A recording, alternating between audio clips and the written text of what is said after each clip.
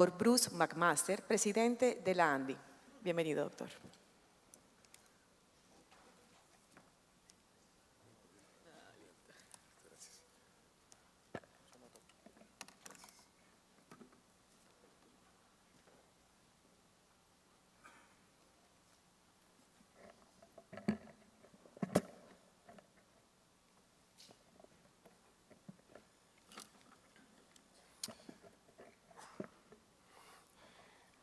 Doctor Emilio Sarni, presidente de la Junta de la Cámara Farmacéutica, para mí es muy placentero poder saludarlo a usted el día de hoy. Además es mi compañero en la Junta de Dirección Nacional, lo ha sido por creo que 2 o 3 años ya, con quien trabajamos muchas cosas. Ahora le voy a contestar o le voy a hacer una reflexión sobre el tema del Ministerio de Desarrollo, que yo creo que no podemos claudicar tan rápido alrededor de ese tema. Tenemos 25 años peleando por ello, ¿no?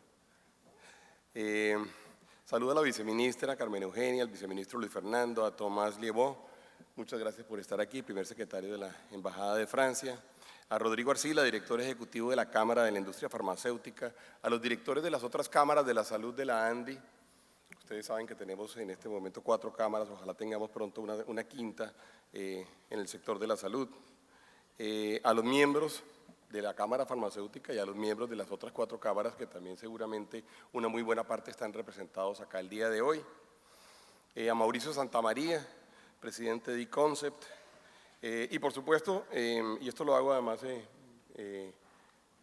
quien viene allí, Mauricio, y esto lo hago además verdaderamente con gran sentimiento. Un saludo muy especial pues al ministro Gaviria, Alejandro Gaviria, a quien no solamente le tengo un inmenso aprecio profesional, sino personal, como seguramente algunos de ustedes saben, y a quien acompañamos, digamos, en este momento con gran solidaridad y esperamos que tenga una pronta recuperación. Además, porque como muchos de ustedes saben, y yo no lo he ocultado nunca, he creído que él es definitivamente una de las mejores personas en el país, en muchos temas, pero también, digamos, en términos de ser el ministro hoy en día para solucionar el tipo de problemas que tiene el Ministerio de Salud o el tipo de desafíos que tiene el Ministerio de Salud. Esperamos que se recupere pronto, esperemos que esté bien muy pronto, esperamos, como dice Emilio Sardi, que nos acompañe en el resto de nuestros eventos muy pronto y bueno, en fin, ahí tenemos en todo caso con él un acto, además entiendo que colectivo, de solidaridad muy grande, todos nosotros con seguridad lo sentimos así. Yo les voy a presentar el día de hoy varias cosas, pero digamos que me voy a concentrar inicialmente en hablarles un poco de economía.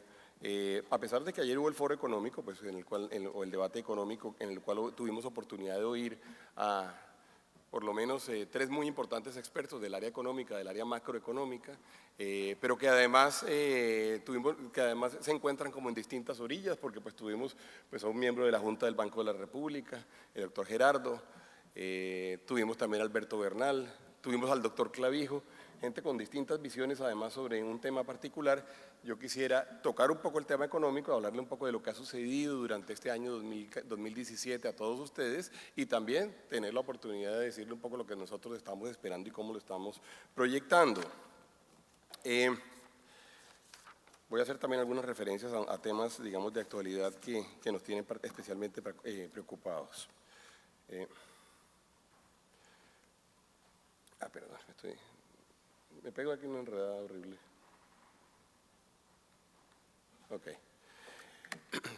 Las cifras de crecimiento para Colombia durante el año 2017, pues digamos, han suscitado una serie de debates, una serie de opiniones bastante diversas. Tenemos cifras, por ejemplo, como la cifra de la OECD, que habla de cifras como el 2.8%, o tenemos también posiciones como la de otro director del Banco de la República, el doctor José Antonio Campo, quien dijo hace 2 semanas en el Congreso de Asobancaria que muy probablemente la economía colombiana no va a crecer más del 1.5% durante el año 2017.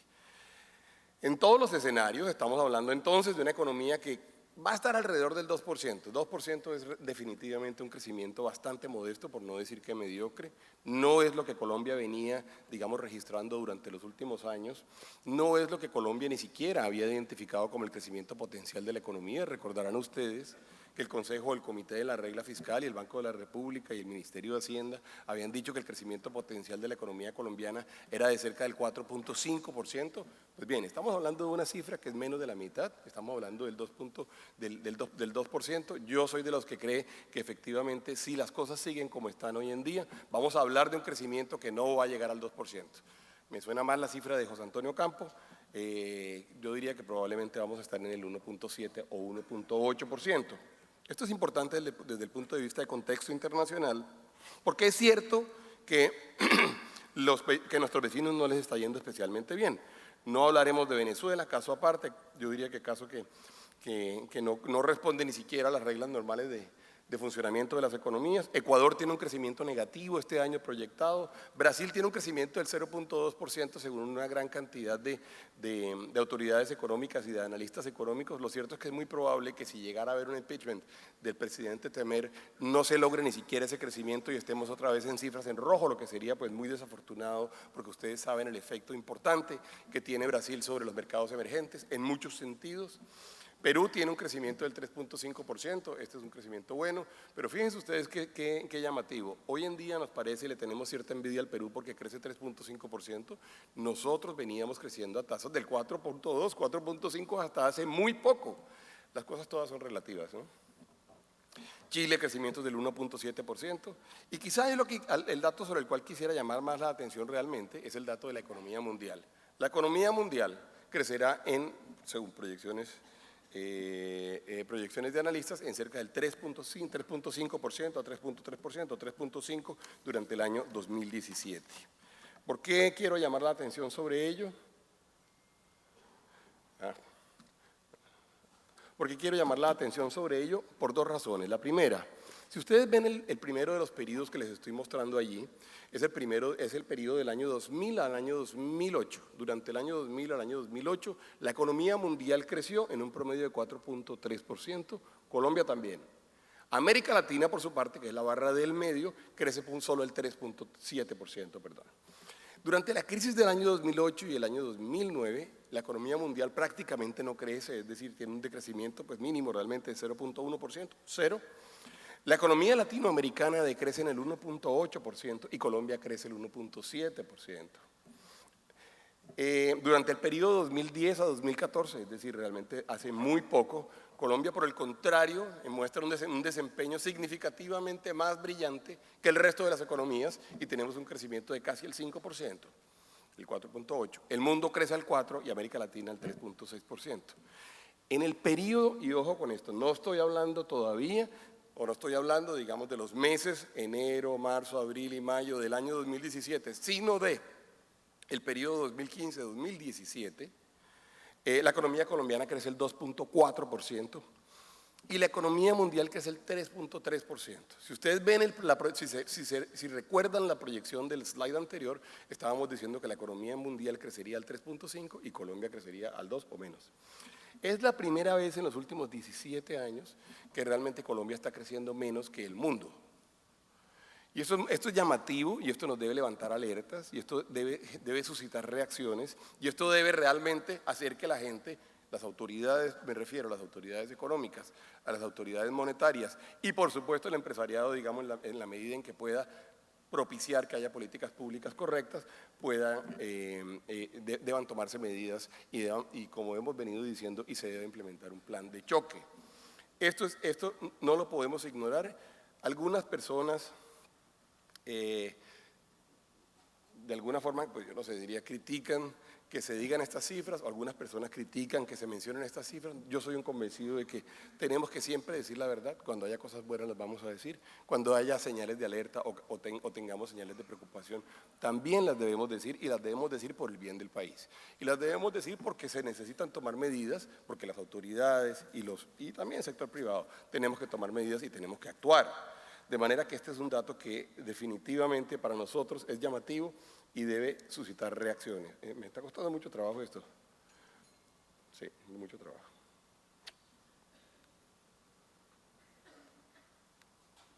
Okay.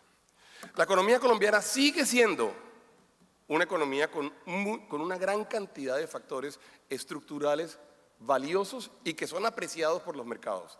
Me acuerdo mucho de la afirmación que hizo Alberto Bernal ayer.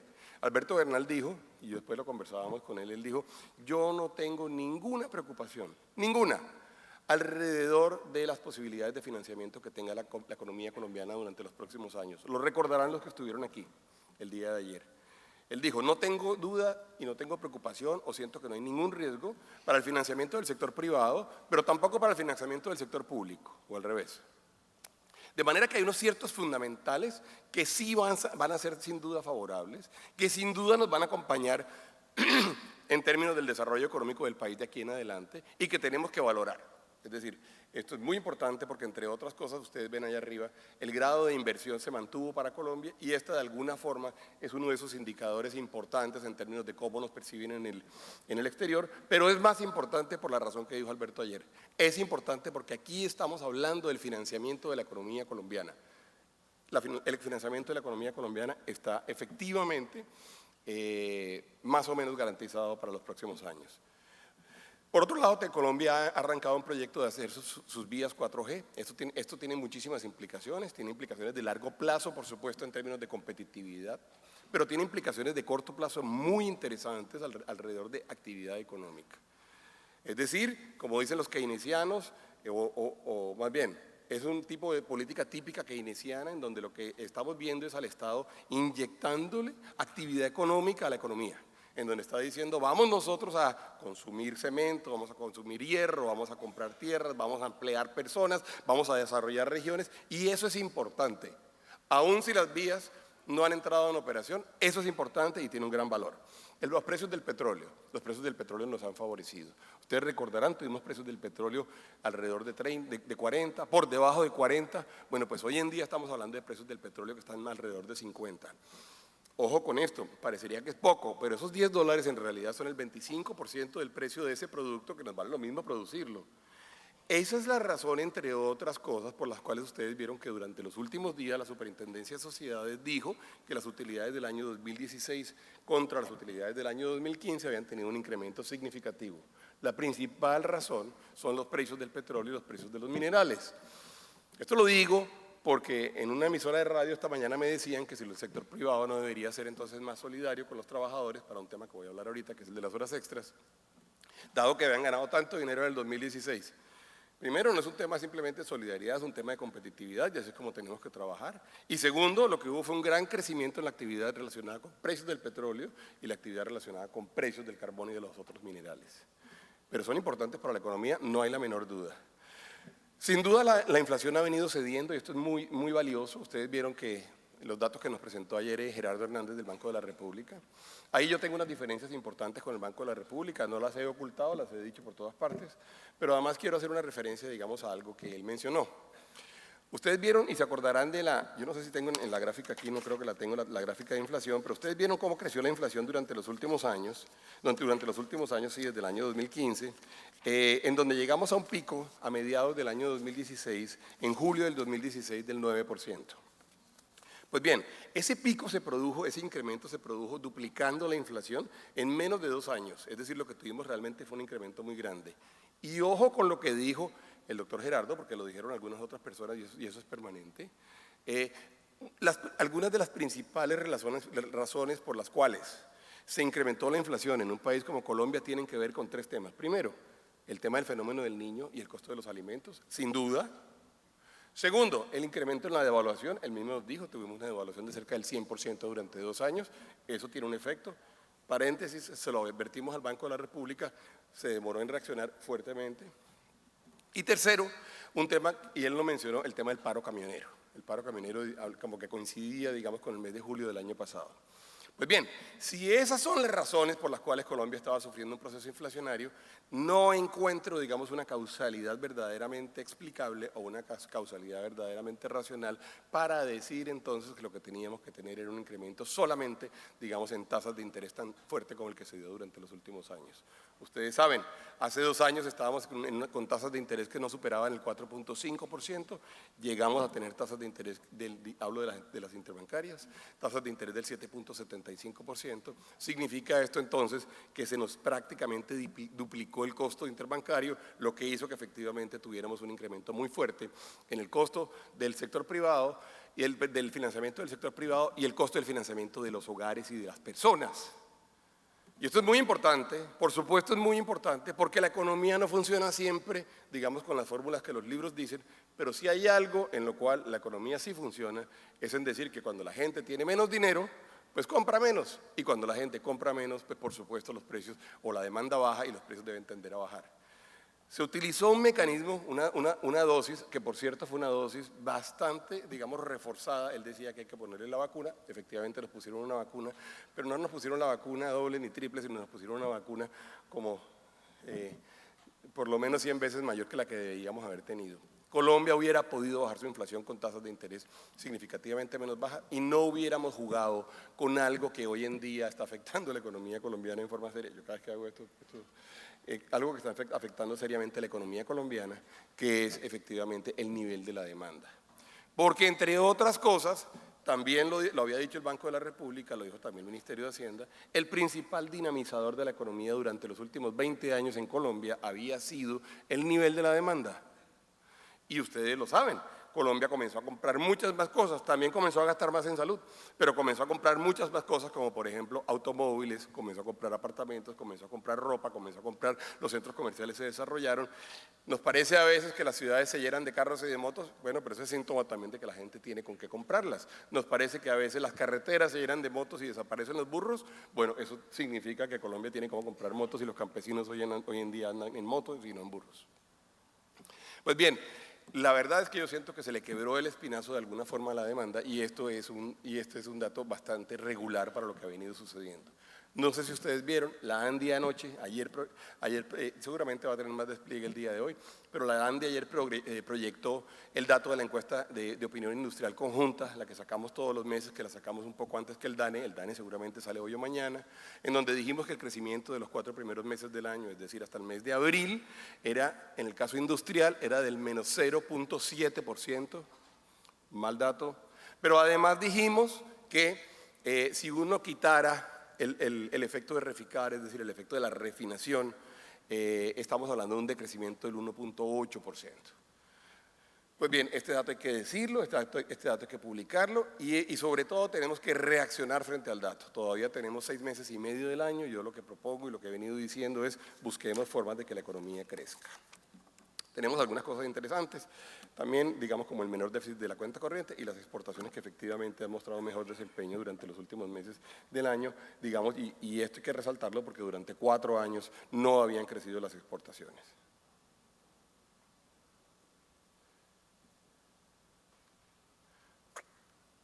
Bueno, bien. También tenemos factores desfavorables, claro que sí. Tenemos, por supuesto, un ambiente de incertidumbre económica muy grande, que está asignado por una gran cantidad de varios temas, y si quieren ahora los menciono. Un ambiente de confianza que también se ha venido demeritando, no solamente en el sector privado, no solamente en el sector empresarial, sino en el consumidor, y esto de alguna forma yo diría que es lo más grave. Tenemos un grado de incertidumbre política muy grande, ahí alguna de las presentaciones nos decía, seguramente el gobierno de los Estados Unidos no va a ser capaz de hacer la mayoría de las cosas que ha venido anunciando, pero independientemente de que sea capaz de hacerlo o no sea capaz, lo cierto es que hay una incertidumbre grande. Nadie sabe si efectivamente se va a renegociar los tratados de libre comercio con México y con Canadá. Efectivamente, el gobierno de los Estados Unidos dijo que se salía del TPP. Efectivamente, dijo que no iba a firmar el Acuerdo de París. También es cierto que se han generado algunas dudas alrededor, por ejemplo, del sistema de salud, o incluso cosas que a mí me parecen positivas, como la reforma tributaria que se ha venido anunciando en la economía de los Estados Unidos, y digo positivas porque la miro o la veo con algún grado de envidia. Yo diría que seguramente genera, digamos, incertidumbre geopolítica, pero también genera, digamos, incertidumbre respecto de la competitividad de Colombia. Colombia tuvo un efecto importante en términos de la reforma tributaria. Si bien nosotros decimos que la reforma tributaria tuvo algunas cosas buenas, entre ellas parte de los recursos que dedicó al sector de la salud, que probablemente han debido ser más, y ustedes recordarán que nosotros habíamos hecho una propuesta para que una parte importante del 4 por 1000 del GMF del impuesto a las transacciones financieras se dedicara al sector de salud. Y eso finalmente pues no anduvo y yo creo que fue un error inmenso que no hubieran dado, y lo voy a decir porque en todo caso, si uno tiene un Estado que está en condiciones o con la decisión política y la decisión económica de atender al sector salud, pues qué mejor que destinar un impuesto que tenía unas características especiales, que originalmente era temporal, que originalmente era para atender una crisis, qué mejor que dedicarlo en este instante para haber financiado el sector salud. Sí hubo, digamos, un porcentaje del IVA que se dedicó al sector de la salud. Sin embargo, en términos generales, para la economía, lo que tenemos es un sector empresarial que no tuvo una mejora en su competitividad, que era lo que esperábamos, ustedes saben, pero también tenemos a unos consumidores que lo que vieron es que su ingreso disponible se ve reducida significativamente al pasar del 16% al 19%. Hay algunos datos, digamos, de baja en el comercio mundial, y hay un dato que es especialmente importante, que es el dato de corrupción, porque recuerden que, entre otras cosas, hay la sensación de que el sector de la salud es uno de los sectores más afectados por el tema de la corrupción. Y este es un tema que hay que mirarlo con detalle, hay que tomar los correctivos, entre otras cosas, porque en la medida en que uno reduzca los recursos que no van directamente al sector, pero que fueron originalmente dedicados al sector, pues por supuesto probablemente vamos a ser capaces nosotros de solucionar parte del déficit que se ha venido presentando históricamente en el sector. Es muy importante decirlo, pero en términos de la economía el tema de la corrupción ha sido duro, porque además ha dado la sensación de que están pasando muchas cosas en sectores realmente críticos, como por ejemplo el sector de infraestructura, que deberían dar rápido, deberían dar con dinamismo. Voy a hacer el intento de pasar esta otra. Bien, cuando uno ve el dato del primer trimestre, efectivamente tenemos entonces que el primer trimestre creció solamente el 1.1%. No están los datos, digamos, del mes pasado, del mes de abril, perdón, que salieron el día de ayer, pero aquí les puedo hablar, digamos, en términos generales, en donde lo que tenemos es un crecimiento especial en dos sectores, el sector agropecuario y el sector de servicios financieros. El resto de los sectores o no crecen o decrecen, y tenemos unos decrecimientos importantes en minería, construcción, manufactura, comercio, transporte, y manufactura digo que decrece porque ese dato es el dato con Reficar. Si usted le quita Reficar a ese dato, tenemos un dato negativo.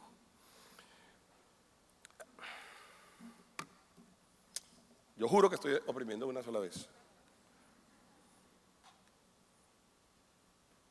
Esto lo estoy manejando yo o lo está manejando allá. Puede ser un placebo, ¿cierto? Me tienen que...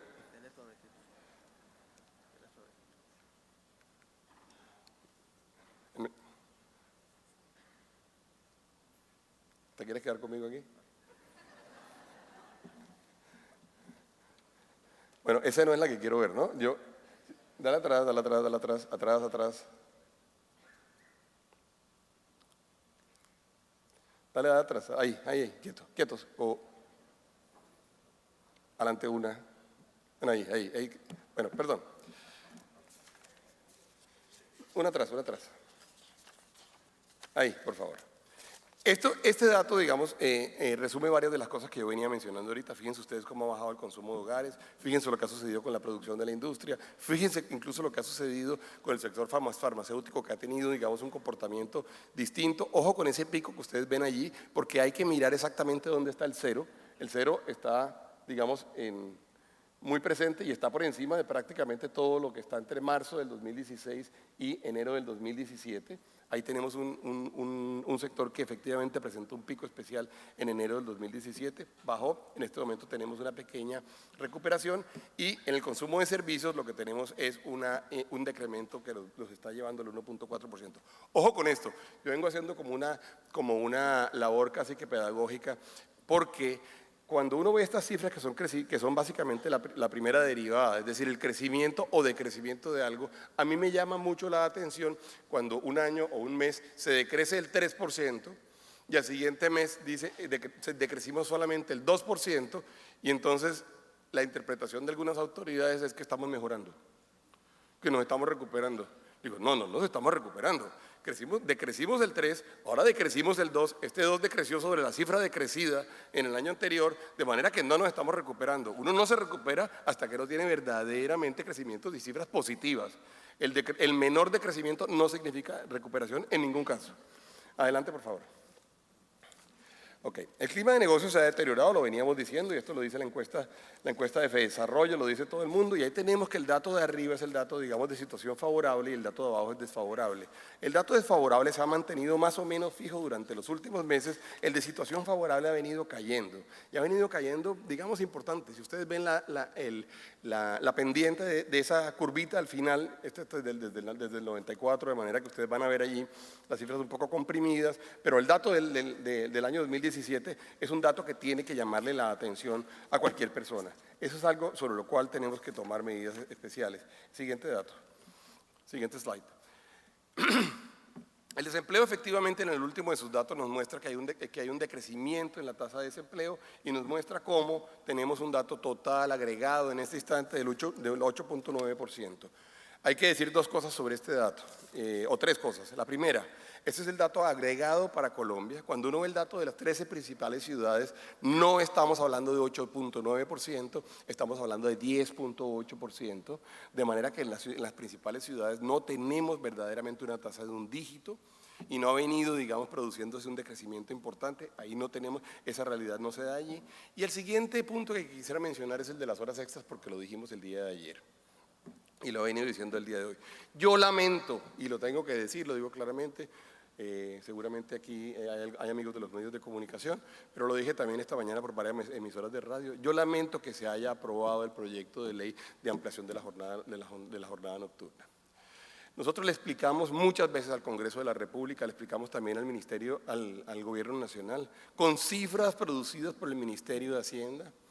Le mostramos cómo, efectivamente, si uno aumentaba la jornada laboral nocturna, lo que tenía era un efecto sobre competitividad, que es importante, por supuesto, para nosotros, detrás del cual estamos, porque efectivamente la competitividad para nosotros es un objetivo primordial.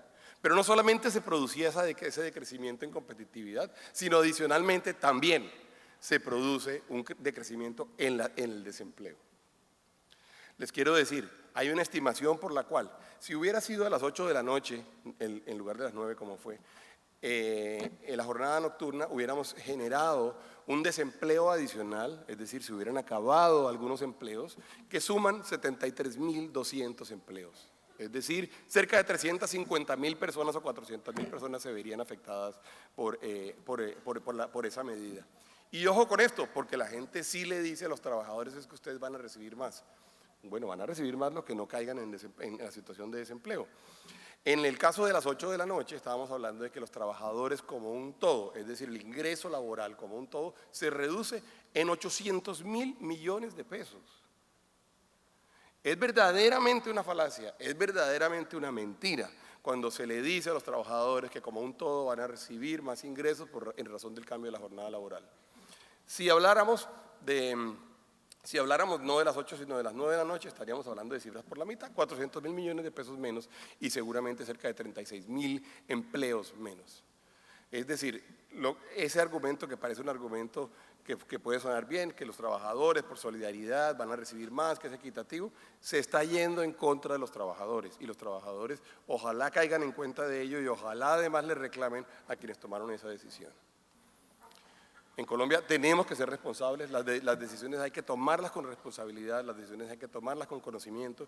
Es lamentable, entre otras cosas porque lo otro que produce es un desarrollo en el camino equivocado. Colombia no debería ir para allá, Colombia debería ir, por supuesto, a la flexibilización del tema laboral.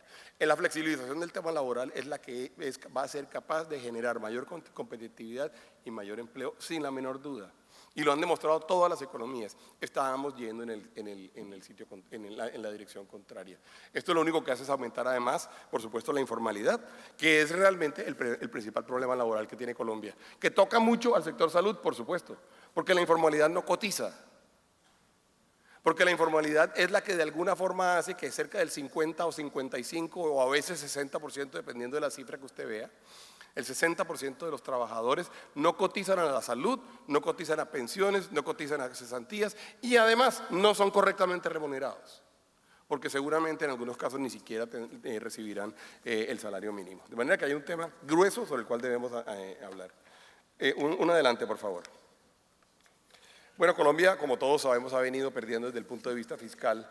Y ustedes dirán, ¿por qué habla usted de petróleo en el Foro de la Salud? Bueno, porque al final esta es una discusión que tiene que ver con lo fiscal. La discusión que estamos dando en estos días acá tiene que ver con lo fiscal. De manera que hay que caer en cuenta y hay que aceptar, y uno tiene que reconocerle, digamos, en todo caso al gobierno nacional, que la situación fiscal se le ha venido complicando severamente, que en el año 2003 teníamos cerca de 23.8 billones de pesos de ingresos y que en el año 2013, y en el año 2016, sí, y en el año 2016 tenemos un dato que es del 0.8 y quizá este año va a ser, yo diría que no va a ser 0, va a ser más, pero igual ahí tenemos un dato que es importante. Adelante.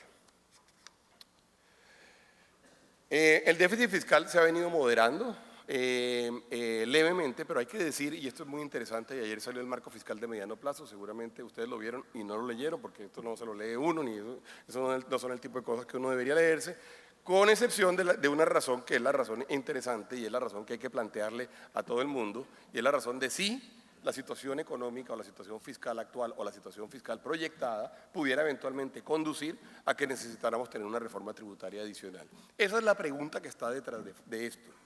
Esa es la pregunta que está detrás de la regla fiscal, esa es la pregunta que está detrás de la disciplina fiscal, esa es la pregunta que está detrás de la eficacia del gasto. ¿Nos preocupa que lo hagan bien? Sí, nos preocupa que lo hagan bien, pero nos preocupa por razones concretas, especialmente porque nosotros necesitamos saber dos cosas. ¿Cuánto vale el endeudamiento para un país como Colombia? ¿Vamos a tener o no grado de inversión? Y segundo, ¿vamos o no a requerir, digamos, de una reforma tributaria adicional? ¿O vamos a ser capaces de tener una estructura tributaria competitiva? Adelante. Hablando del tema de la salud directamente, yo para esto quería como construir todo un marco que nos permitiera a nosotros hablar del tema fiscal. Yo diría lo siguiente, adelante. Esto no es nuevo. El sector definitivamente enfrenta unos retos importantes. Ustedes recordarán en el foro del año pasado, yo había dicho o había ofrecido y dije, nos vamos a encargar, nos vamos a tomar, digamos, la tarea juiciosa, dedicada, analítica, objetiva de tratar de entender el sector y vamos a proponer cosas. Por esa razón contratamos a eConcept, por eso está aquí Mauricio Santamaría, probablemente está también Verónica Navas, por eso los contratamos a ellos para que hiciera un diagnóstico y nos dijera qué es lo que tenemos hoy en día, qué es lo que eventualmente nos produce una sensación, no solamente una sensación, una situación de inestabilidad financiera, qué es lo que ha producido realmente ese hueco financiero y qué debería ser un país, qué podemos esperar si seguimos como estamos hoy en día y qué podría ser un país como Colombia de aquí en adelante. De manera que parte de lo que nosotros queremos hacer hoy en día, parte de lo que nosotros haremos apenas lleguemos a Bogotá y tengamos la oportunidad de vernos con el ministro Gaviria, lo haremos también con los viceministros, por supuesto, y con el país en general, es poder presentarles propuestas y poder decirles, vea, este es un tema serio, es un tema que tenemos que tratar en forma seria y es un tema que tenemos que tratar en forma valiente. Casi todos los cambios estructurales, casi todas las reformas estructurales requieren de un grado de valentía política importante. Quizá por eso algunas de las medidas no se han tomado y por eso quizá también tenemos algunos sectores en un grado de inestabilidad o de vulnerabilidad en términos de sostenibilidad en el largo plazo grande. No solamente el sector salud, el sector pensiones es el otro caso en el cual nosotros tenemos que sentarnos y mirarlo con gran detalle y tenemos por supuesto temas que se ven todos los días, eso sí, en las calles hoy por hoy, como el tema de la educación, en donde tenemos que sin duda, con valentía, tratar de solucionarlos. En el caso de la salud nosotros sabemos y conocemos, digamos, de las limitaciones políticas que hay en este momento, sin embargo, como colombianos tenemos la obligación de decirlo, pero también tenemos la obligación de presionar a que ojalá se produzcan algunas decisiones pronto. Adelante. No hay la menor duda, Colombia ha venido aumentando, digamos, su cobertura, este es un dato conocido por todos ustedes, pero es un hecho muy importante para nosotros y es de los datos más relevantes para cualquier análisis que se haga en Colombia. ¿Por qué, entre otras cosas, ha venido generándose una situación fiscal tan dura o una situación financiera tan estresada en términos del sector? Bueno, entre otras cosas porque tenemos esto, porque tenemos un crecimiento, digamos, de la demanda y un crecimiento de las necesidades de inversión gigantescas. Es decir, ustedes ven el dato ahí, estamos hablando de, este dato está por quintiles, pero aquí lo que tenemos en este momento, digamos, es una cifra, adelante, es una cifra que, por supuesto, es motivo de orgullo para nosotros, por supuesto, es muy bueno en términos de construcción de equidad, por supuesto, es interesante desde el punto de vista de lo que Colombia le puede dar a su sociedad, o lo que el Estado y la economía le puede dar a su sociedad, pero por supuesto genera una necesidad que tenemos que atender y que tenemos que atenderla con seriedad. Adelante. Estos son los datos de cobertura, ustedes ven esto, prácticamente estamos hablando de cobertura universal, realmente esto es inclusive, lo decía ahorita en una conversación privada, pero este dato es un dato que es inclusive superior por mucho a muchas de las economías desarrolladas, no solamente a nuestros vecinos. Esto es a lo que uno quiere llegar y esto es lo que uno quisiera llegar. Ahora, con varias preguntas y con varios cuestionamientos. Una, primero, ¿qué tipo de salud es la que nosotros queremos ofrecer con esta cobertura? Esa es una pregunta que tenemos que solucionar y la tenemos que solucionar pronto. ¿Qué cubre y qué no cubre? ¿Qué está por cuenta del Estado y qué es parte del gasto de bolsillo? ¿Qué es lo que eventualmente podemos atender desde el punto de vista fiscal y qué es lo que no podemos atender? Esas definiciones desde el punto de vista estructural de nuestro país las tenemos que dar. Nosotros no solamente, y esto es un llamado a la Corte Constitucional, por supuesto, nosotros no solamente podemos pensar en que tenemos que atender o que tenemos que cubrir los derechos de los ciudadanos sin tener en cuenta el cómo, sin tener en cuenta la financiación. Tenemos que hacer eso. Yo digo, en la Corte Constitucional debería haber como un comité fiscal o un comité financiero que siempre entendiera qué posibilidades tiene nuestra sociedad y qué posibilidades no tiene. Y graduar de verdad los derechos con los cuales somos capaces de atender y cuáles no. Adelante. Luego, en términos de calidad, lo cierto es que además también hemos venido mejorando significativamente y ustedes ven cómo en los rankings de América Economía, las clínicas y hospitales latinoamericanos, 21 de las 44 más importantes son colombianas. Esto es motivo de orgullo para todos nosotros, por supuesto. 5 entidades acreditadas por el Joint Commission en términos farmacéuticas, empresas farmacéuticas y dispositivos médicos, gases medicinales, clínicas y hospitales han sido certificados con altos estándares de calidad. Colombia ha venido profesionalizando el sector y ha venido teniendo un sector cada vez más, la verdad, y esto estoy seguro que ustedes lo pueden corroborar porque ustedes además tienen una red internacional muy fuerte. La verdad, hoy en día uno ve cómo la gente mira con casi envidia y con admiración al sistema de salud colombiano hoy en día. Adelante. Sin embargo, lo cierto es que requerimos de una gran cantidad de hechos que tienen que en este momento consolidarse. Si no se consolidan, todo esto que hemos logrado no va a ser sostenible, eso lo saben ustedes en el largo plazo, pero además porque tenemos hoy señales de alerta muy fuertes. Ahora voy a hablar un poco de la cartera, pero la razón por la cual tenemos una cartera como la que tenemos hoy en día es porque efectivamente no hemos definido el sistema en términos de su sostenibilidad. Y esto nuevamente es una alerta grande. Y además, por cierto, ese tema de esa cartera no es un problema menor, es un problema que se ha venido viviendo por años. De manera que tenemos evidentemente que generar, digamos, entre otras cosas para la sostenibilidad del sistema, un sistema de autocuidado. Tenemos que buscar que haya un mayor gasto de bolsillo dependiendo del nivel de ingreso, de eso no hay la menor duda y eso lo sabemos todos. A veces los beneficios que nosotros recibimos cuando uno saca cuentas, cualquiera que saque cuentas en su familia seguramente se encuentra que hay veces en los cuales uno realmente está siendo subsidiado por el sistema y realmente está siendo subsidiado por el Estado. De manera que ese es un tema además de equidad que tenemos que plantear bien y tenemos frente a nosotros un plan de beneficios que es amplísimo con unos recursos financieros que son definitivamente limitados. Han venido pasando cosas para el sector que todo el mundo conoce, pero que de alguna forma están cambiando las reglas de juego y las reglas de juego para nosotros en esto son importantes y tenemos que entender, y el ambiente, digamos. De una parte, las negociaciones de precios y compras centralizadas. Uno, por supuesto, entiende por qué lo hace el gobierno. Trabajamos mucho en su momento con el ministerio además para que pudiéramos hacer, digamos, las comparaciones correctas en términos de qué era lo que eventualmente podía ser un precio de mercado, qué era lo que eventualmente podía ser considerado un precio de referencia, cómo podíamos eventualmente generar un sistema que fuera un sistema equitativo, porque por supuesto detrás de esto está el hecho de que el sector tiene que tiene que sentir que este es un buen negocio. Yo lo he dicho en varias ocasiones, lo dije también en el foro anterior. Yo no tengo la menor duda de que el sistema de salud colombiano es probablemente el APP más grande que hay en Colombia. Es donde está el sector privado y el sector público cumpliendo obligaciones constitucionales que son del Estado. En ese orden de ideas, como cualquier APP, uno tiene que ofrecerle al sector privado condiciones que le permitan hacer negocio, que le permitan entender la sostenibilidad, que le permitan además sentirse atraído por el sistema. Tenemos un tema de reconocimiento de deudas, entre otras cosas. Esto es un comentario muy fuerte para las autoridades. Nosotros necesitamos poder tener el reconocimiento pronto de toda la cartera. Nosotros necesitamos saber exactamente con qué contamos, nosotros necesitamos saber exactamente cuáles son los niveles de los cuales estamos hablando. No entendemos, yo lo debo decir, o yo personalmente no lo entiendo, no quiero hablar en nombre de ninguno de ustedes para que no nos vayan a enredar. Entonces, cuando digan quién dijo eso, ustedes dicen lo dijo el señor de la ANDI. No entendemos por qué no se ha producido el reconocimiento hasta ahora y nosotros sí quisiéramos que ese reconocimiento lo tuviéramos pronto. Es muy importante que se produzca porque entre otras cosas queremos también entender cuál es el verdadero riesgo que tenemos en el no pago de las acreencias. Para nosotros es muy importante, para cualquier negocio es importante, por supuesto.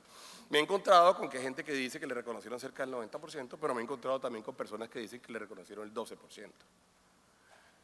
De manera que uno en realidad en este momento está frente a un sistema que todavía no le responde suficientemente bien a lo que ha hecho. Adelante.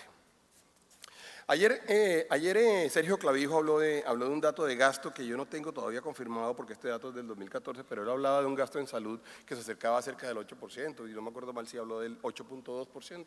Quizá ustedes se acuerdan. Nosotros el dato que tenemos, digamos el oficial que tenemos para el año 2014, es que Colombia estaba en el 7.2%. Él dijo, el gasto durante el último año ha crecido a niveles del 10%. Esto es importante porque evidentemente esto es uno de los principales, por supuesto, elementos a ser tenidos en cuenta en el marco fiscal de mediano plazo y en la proyección del sistema. Sin embargo, es cierto que el gasto en salud de otros países, por ejemplo, los miembros de la OECD, es del 12% y en América Latina y el Caribe estamos hablando de algo significativamente mayor a lo que teníamos en el año 2014. Adelante. Desde el punto de vista del sector público, no sé qué pasó, me lo pasé. Uno atrás, por favor. Ahí está.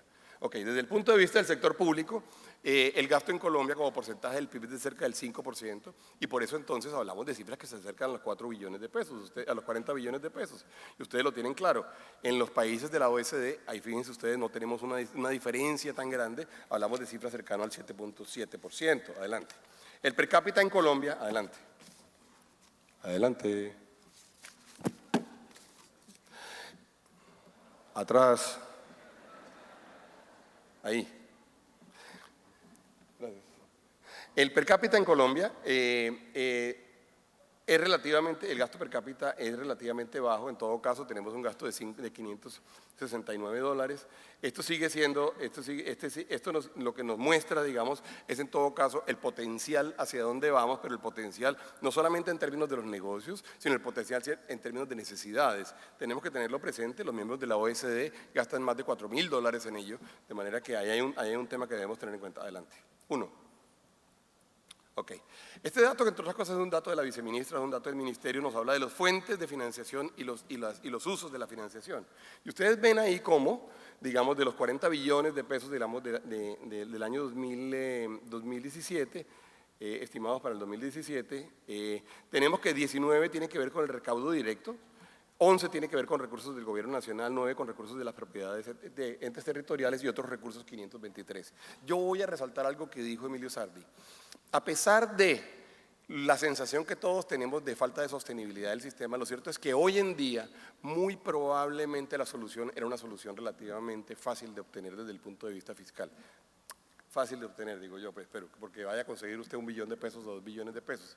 Pero lo cierto es que cuando uno tiene un presupuesto como el presupuesto nacional, que es de 220 y tantos billones de pesos, realmente el hueco puede ser en este instante entre 2 y 5 billones de pesos. No es gran cosa para un tema como el tema de la salud, que evidentemente requiere de atención prioritaria, no porque querramos, no porque la Corte Constitucional nos lo diga, sino porque es necesario, porque esos son de las partes de los objetivos que tiene que tener una nación como Colombia. De manera que lo que se encuentra ahí, por favor, el siguiente cuadro, es que estos 40 billones de pesos se destinan, fíjense ustedes, 20 a incapacidades, licencias y rendimientos financieros. Hay un tema grande que tiene que ver con la financiación, pero también con el tema de incapacidades. Hay un espacio que tenemos que mirar con gran detalle y ahí ven los otros detalles, ahí ven las otras cifras. Hay cifras que tienen que ver con, a la UPS se le dedican 17 billones, al NOPOS se le dedican 2.4 billones y fíjense ustedes que estos son los fallos, especialmente los fallos. Hay que decidir entonces qué tipo de sistema queremos tener. Nosotros qué salud es la que queremos ofrecer, qué es lo que está ofreciendo el Estado. Pero esa discusión no es una discusión menor, es una discusión que tiene que ver con un porcentaje muy alto, el 5%, de la discusión de todo el sistema de salud, pero también se puede parecer al hueco del sistema cuando hablábamos de los 2 billones que mencionaba Emilio Sardi. Adelante. La cartera, bueno, la cartera, por supuesto, este es el tamaño de la cartera, vean ustedes. Tenemos una cartera de 2.7 billones de pesos, del cual el 48.4% se encuentra vencida. Esta sin duda es una de las grandes preocupaciones que nosotros hemos tenido porque es uno de los sitios de mayor incertidumbre. Nosotros esperamos, digamos, verdaderamente que podamos dar una solución relativamente pronto. Adelante, y ahora voy a mencionar un tema especial, que es el tema de Café Salud. Ahora, sin duda, ha habido factores externos que han venido afectando el sistema y nosotros tenemos que tenerlos en cuenta.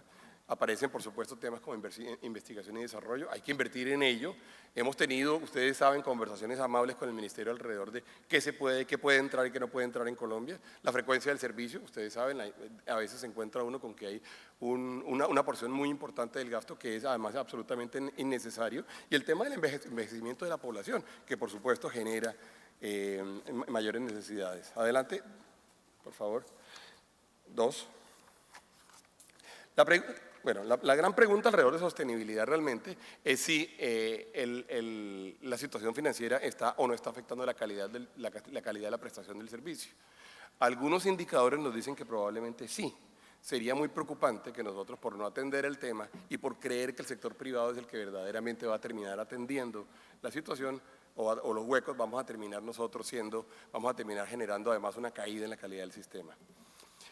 Parte importantísima de este foro pues, será la presentación de e-Concept, porque es de alguna forma como la propuesta estructurada con diagnóstico y con propuesta, como decía yo ahorita, acerca de qué se debería y cómo se debería atender en el futuro.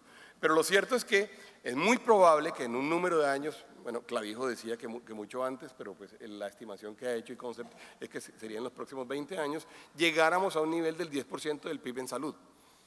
Bueno, pues si eso es así, señores, tenemos que prepararnos. El país tiene que prepararse. No podemos simplemente cerrar los ojos, no podemos simplemente patear el balón para el próximo año o para el próximo gobierno. Tenemos que tomar decisiones urgentes. Adelante.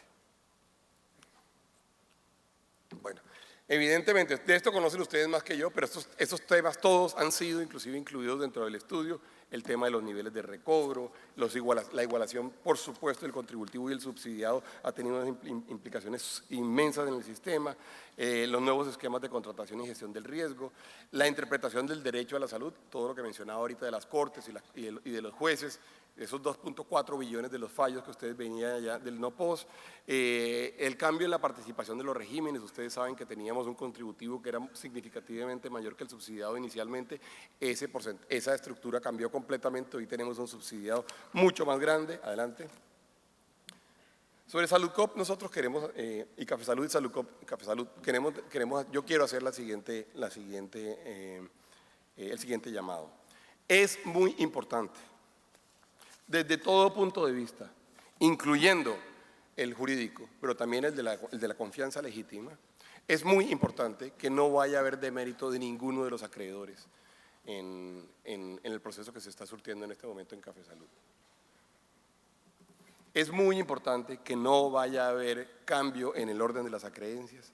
Es muy importante que no vaya a haber acreedores que terminen llevados a la liquidación eventual, que todo el mundo, pues por lo menos es Vox Populi, no es tan eventual como todo el mundo se imagina, es una liquidación prácticamente obligatoria, digamos, de Café Salud. Es muy importante que no vayamos a mandar allá a alguien que eventualmente no ha debido estar allá. De manera que yo hago un llamado particularmente objetivo, pero también juicioso, diría yo, a que efectivamente actuemos, digamos, como hay que actuar en ello.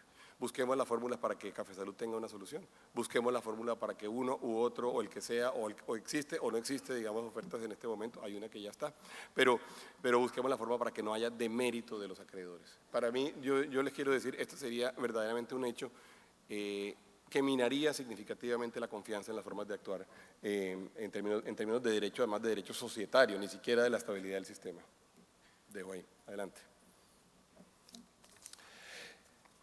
Hemos trabajado con el Ministerio y tenemos que hacer un reconocimiento muy fuerte a una gran cantidad de cosas que ellos han hecho.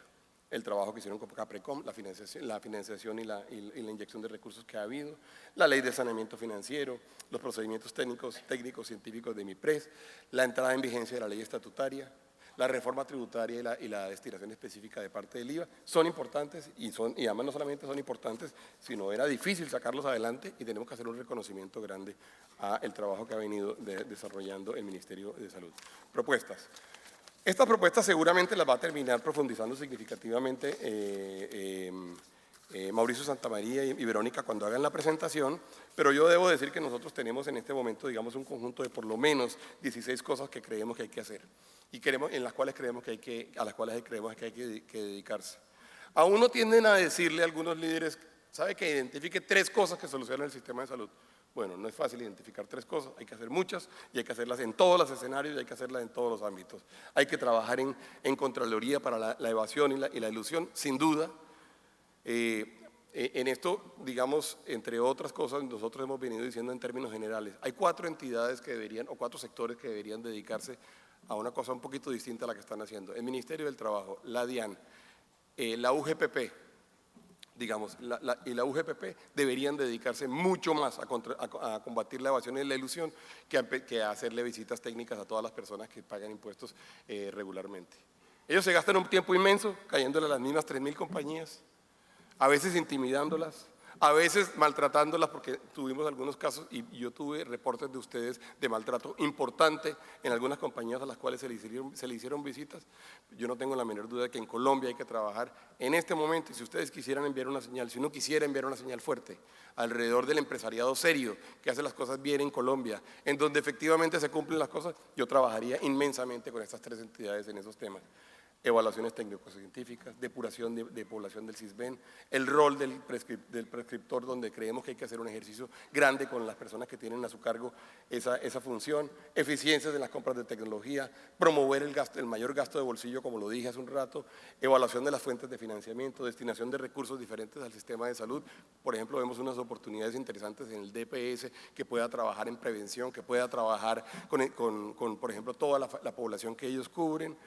Promoción de herramientas de eficiencia administrativa, participación en modelos diferentes de relacionamiento de la cadena, articulación de servicios con la red, con el sector educativo, que es importante. Bueno, ustedes ven allí un mecanismo de protocolos para los jueces especializados en salud, además no solamente de protocolos, sino de capacitación en el tema de la salud, pero también en el tema fiscal. Campañas de concientización, campañas de articulado y responsabilidad individual, contención y prevención del riesgo sistémico de futuros procesos de intervención. De hecho, mucha gente dice, probablemente parte de lo que había de lo que ha sucedido en las entidades intervenidas hoy en día termina siendo inclusive un poco menos beneficioso de lo que era al momento de la intervención misma. Eso hay que tenerlo en cuenta y eso hay que actuarlo. Hay que actuar sobre ello, perdón. Bueno, como ustedes ven, ustedes saben de esto, pero bueno, por lo menos queremos poner los temas sobre la mesa. Tenemos una agenda llena de temas importantes. Nos interesa mucho, sí, lo que pase con las nuevas tecnologías en el exterior en este momento. Nos interesan las nuevas prácticas. Vamos a ver cosas interesantes desde el punto de vista internacional, pero vamos a pensarnos en este foro me refiero, también a pensarnos nosotros en términos de la sostenibilidad y de cómo seriamente podemos asumir lo que tenemos por delante. Y uno no puede dejar que el tiempo pase. Uno no puede dejar que pase 1 o 2 años. Cuando uno deja que pase 1 o 2 años, lo único que sucede es que el problema se exacerba, el problema se profundiza, y cuando uno tiene un problema de un tamaño tan grande o un desafío tan grande, uno en realidad la única alternativa que tiene es la de actuar. Muchas gracias.